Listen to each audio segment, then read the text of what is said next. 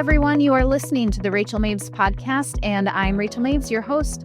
Today, we are talking to Lindsay Tornatore. Lindsay is the Director of Systems Improvement and Student Success with the California County Superintendents, where she leads policy and advocacy to strengthen educational systems across California's 58 county offices. A former K-12 and higher education music educator, Lindsay has taught in Pennsylvania, New York City, New Jersey, and Iowa. She previously directed the California Department of Education Student Achievement and Support Division, overseeing programs for Title I accountability and support for foster youth and students experiencing homelessness, and where Lindsay and I met and got to work together. Lindsay holds her doctorate from Teachers College, Columbia University, and a master's in education and educational leadership from Indiana University of Pennsylvania. Lindsay, thank you for joining me today. Thank you. Thanks for having me. It's great to sit down and chat with you. Yeah, and to catch up. I feel like it's been way too long. That's right. It has been. So I want to start out with the question that I ask everyone. Why did you choose a career in education? What brought you into this field? So what brought me into education is that when I was in high school, I was heavily involved in music. I was in the band, and that was truly my identity. It's where I found my safe place. It's where I had acceptance and found high levels of achievement and success. And you just couldn't imagine a life without music in my life. And so when it was time to make the decision for a career path, I wanted to be in that space and create the space for students that I had benefited from. Oh, I love that. So tell me a little bit about your trajectory, because you were in Pennsylvania and then New York City and New Jersey. And I mean, those are all very different educational contexts. Yes. What was your experience and what was that like, just being in different classrooms and different environments? Yes. So, it was also interesting because my trajectory took me to different states and different places because also the levels of which I was teaching and the types of courses. So starting off in Pittsburgh, Pennsylvania on the East Coast, teaching music, elementary, instrumental, and choral. And then during that time, I was getting my master's degree, and I was really interested in student motivation and why some students were succeeding and achieving and staying in the music program, while others of very similar skill ability were not as engaged and motivated. So did my master's degree in Pennsylvania. Through that work, wanted to go deeper. And so I decided to apply for the doctoral program at Teachers College. So that took me to New York City. And so going to New York City, I did teach at a middle school in the New York City Department of Education for a time. And then also had an opportunity to teach in New Jersey at a undergrad university to support pre-service music educators. And so it's so interesting going from Pennsylvania to New York to New Jersey, the culture, the interests, the dynamics. It was a very humbling experience for me too, because going to New York City, I went in very naive and thinking, oh, I know how to teach music. I did this for years in Pittsburgh. I was very successful. No, I needed to relearn and reteach myself and really familiarize myself with the community too. Yeah. Well, especially that breadth, teaching elementary and then middle school and then at the college level too. Do you have a group that you really enjoyed the most? Oh, every group has the things I love. I do have to say though, being at the undergrad level is just so exciting.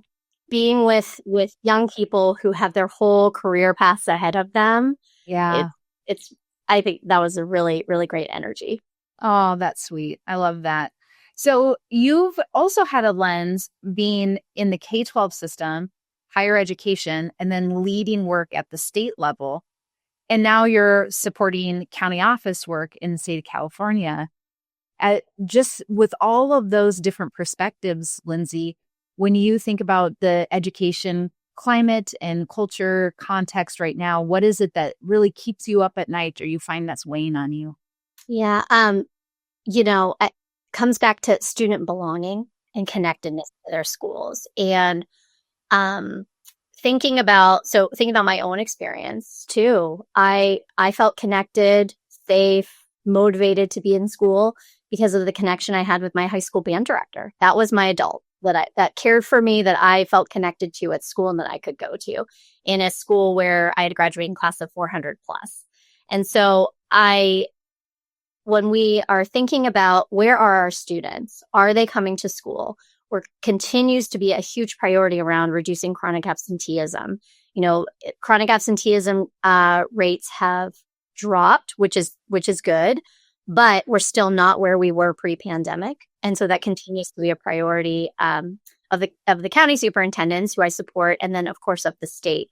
And so one of the key themes that research and that anecdotally we're finding is that students need to feel connected to an adult or to their school itself. That's right. Yeah, that's right.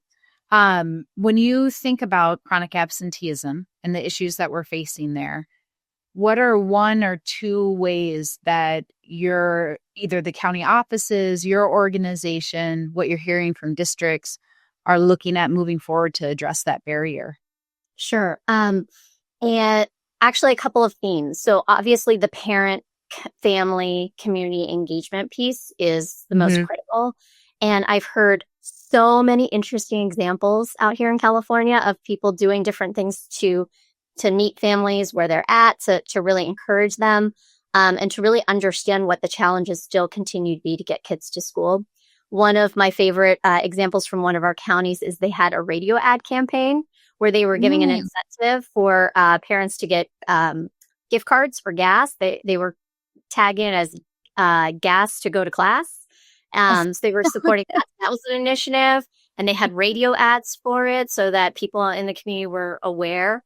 Another example is that a district out here near Sacramento County, they partnered with a Chick-fil-A. And so in the mornings, there were certain mornings where parents and the breakfast sandwiches from Chick-fil-A were donated. And any parent who dropped their child off on school on time by a certain time could get a free breakfast sandwich from Chick-fil-A. That was wow. Apparently, it was a very popular incentive. I bet. And according to the district, it lasted. It wasn't just on the breakfast sandwich days. It helped to become more continue. routine. It did continue. So so the parent and family engagement piece. And then also our LEAs are doing a lot of interesting things with various funding sources to hire and to increase their capacity with counselors and outreach, and making sure they have that personal touch with students and families as well. Yeah, I love that. Do you know, is it too soon, or are they starting to see a positive impact from those initiatives that they're putting forward where there's a movement in the data? Yes, absolutely. And I mean, I think we could look at it from a statewide perspective in California. In 2022, we had 66% of our districts and county offices eligible for differentiated assistance support, primarily due to their chronic absenteeism rates. By 2023 and then into 2024, those have reduced significantly. And we still have a lot of LEs that are in need of support, but chronic absenteeism seems to be improving. Yeah. Well, I love that there's this two-pronged approach is what I'm hearing you say. One is really focusing on families and parents, building that understanding, but then also finding creative ways to incentivize. And then the second one is that climate and culture piece where, I mean, kids want to come to school and creating that environment where they feel connected. We've had a few guests on that have shared either similar focus areas or even with the students, how important that type of lens is and the focus is, especially post-pandemic, and making sure that that's on the school's radars. Anything else, just as far as things that you guys are focusing on as county offices, or things that are really standing out to you as you're looking at statewide patterns and trends that you find interesting or are on your radar? Absolutely. So academics is very much on our radar. So we did each year when the dashboard comes out, we love to look at the statewide summaries. My members look at the countywide data and disaggregate with their LEAs. One thing that we did last year is we did an analysis of trends and statewide trends of student performance in academics from 2018 to 2024. Oh, wow. And we also looked at other indicators. And the interesting thing we found was that statewide, overall, we saw improvement with chronic absenteeism, graduation rates, suspension rates. It was definitely something really to celebrate. And we actually saw the needle move on the dashboard, which is pretty significant. That's huge. Yeah. To change colors, we know that that takes a lot. And so we saw that from 2018 to 2024 statewide. However, we saw the reverse with ELA and math on the dashboard from 2018 to 2024. We saw by 2024, more student groups moving into the red, which is the lowest performance category for ELA and math. And also the other student groups, most of them shifting downward as well. And so I think we've all known that the pandemic really shook up not only the relationships and the connectedness and, the motivation and everything in our system, but it also, when those relationships were disrupted too, I firmly believe that also impacted the ability for high quality instruction, for student engagement, motivation. And so all of these things being interconnected. So we are really hyper-focused on improving academic outcomes, building LEA capacity. One significant event that happened in California this past summer was that the selection of the state adopted math instructional materials occurred. And actually in a few weeks at the November state board meeting, the board will approve the recommended list from the review panel. Right. So we are going through a big shift and supporting LEAs and bringing on new materials, new instruction. And so we're really very focused on supporting them through that. Yeah. I mean, that's exciting and such a huge need because you're right. I mean, when we look at data and pandemic recovery, there are so many gaps still that students are facing, and we're seeing that in the data and in those end of year assessment results. Can you tell me a little bit more about how you guys are providing support as the math framework rolls out, these new curriculum are being adopted, and is really shifting the way that we're thinking about math so that we're venerating multiple pathways as opposed to calculus being that pinnacle math course now? What does that look like for you guys as county offices and supporting then LEAs and districts?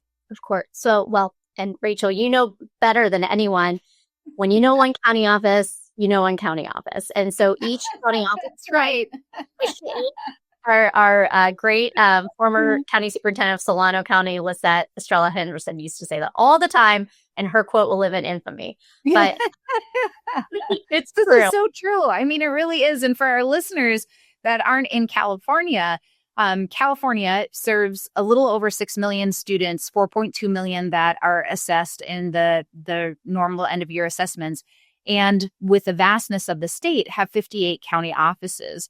And I think what sets the structure in California apart a little bit is that they are completely separate entities. They're not connected to the Department of Education. They have, for the most part, in most cases, their own elected superintendent or director of schools that oversees the County Office of Education. So it's an interesting dynamic that California has. And it makes sense that comment is so true because in those instances, in that construct, every area is going to be different. It's true. Yeah. We need some swag items for that, like bumper stickers. I agree. Yes.